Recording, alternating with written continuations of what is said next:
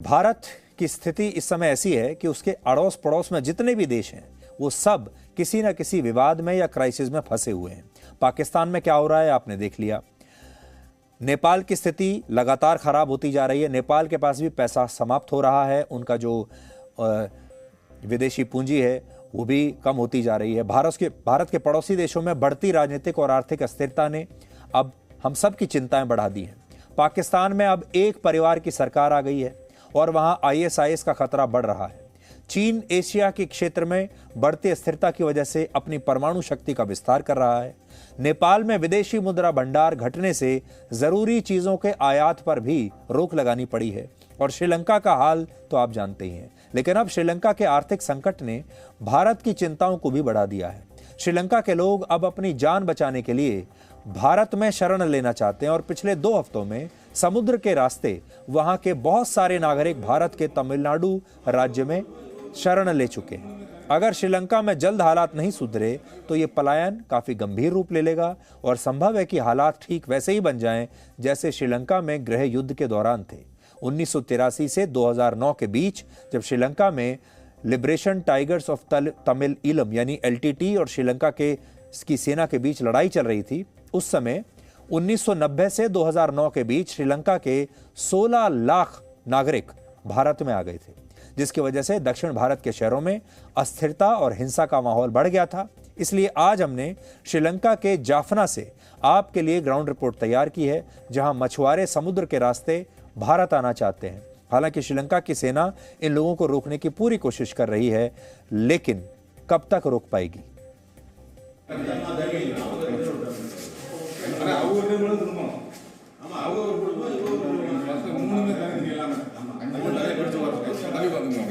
எல்லாம் தனி குடும்பம்னா யார் பாஸ்போர்ட் தான் ஐசி ஆர்சியா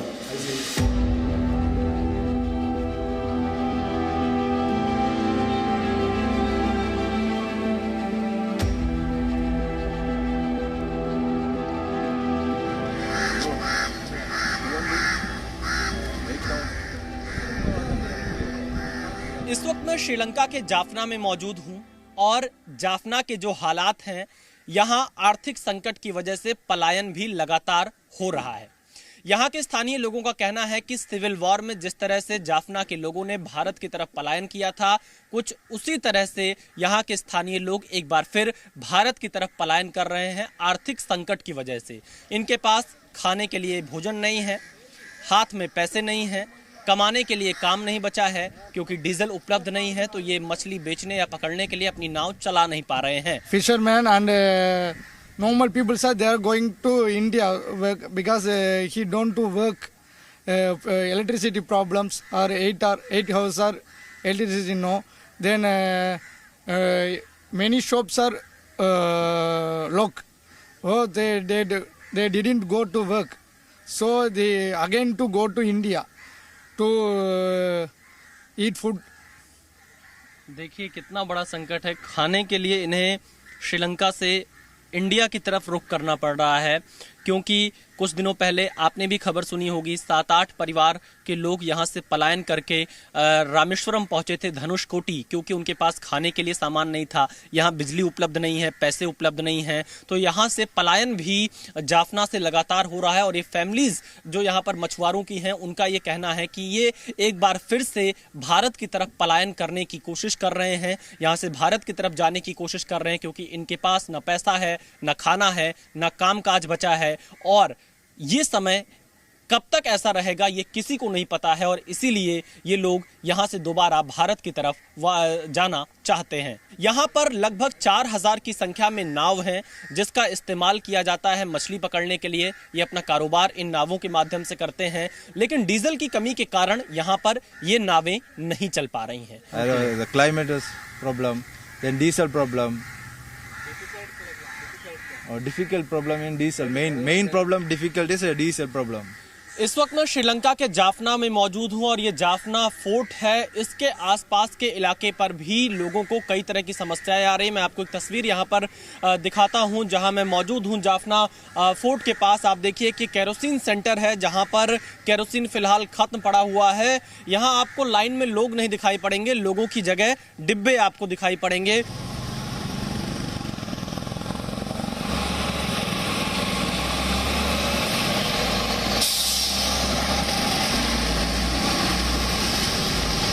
कोलंबो से जाफना की दूरी लगभग 400 किलोमीटर की है, लेकिन दूरी भले ही ज्यादा हो पर समस्या एक जैसी ही यहाँ पर बनी हुई है।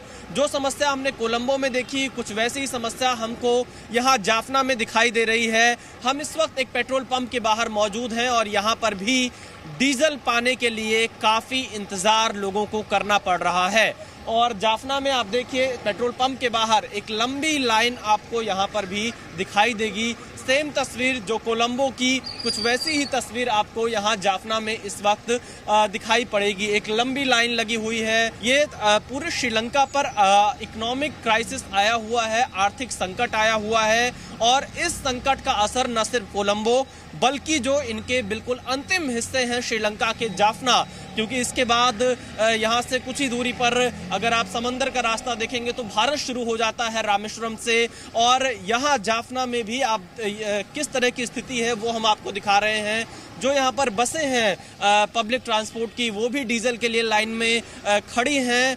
जाफना में ये स्थिति बताती है कि श्रीलंका में आया आर्थिक संकट लगातार बढ़ता जा रहा है। हालांकि पिछले 2-3 महीने से धीरे धीरे ये संकट बढ़ा, पर पिछले 2-3 हफ्ते में ये संकट बहुत ज़्यादा आगे बढ़ चुका है, क्योंकि डीजल की वजह से हर कोई परेशान हो रहा है। जो यहाँ पे ड्राइवर हैं वो लाइन में लग रहे हैं, जब नंबर आ रहा है तो डीजल खत्म हो जा रहा है। और इसके अलावा डीजल की कमी के चलते ही अन्य चीज़ों पर असर पड़ रहा है, जिसकी वजह से यहाँ महंगाई बहुत ज़्यादा बढ़ चुकी है। चावल का दाम 250 रुपये किलो तक हो चुका है। यहाँ रसोई गैस के दाम बढ़े हुए हैं, डीजल के रेट भी बहुत ज़्यादा बढ़ गए हैं। और इसके साथ आप जब देखेंगे तो लोग इस वक्त परेशान है, क्योंकि उनका आधे से ज़्यादा समय इस तरह लाइन में बीत रहा है और श्रीलंका पर यह संकट लगातार आगे बढ़ता ही जा रहा है। यहाँ पर छुट्टी का वक्त ज़रूर है, लेकिन आपको सड़कों पर लोग इसलिए दिखाई पड़ेंगे क्योंकि ये अपना कामकाज करना चाहते हैं, किसी तरह से डीजल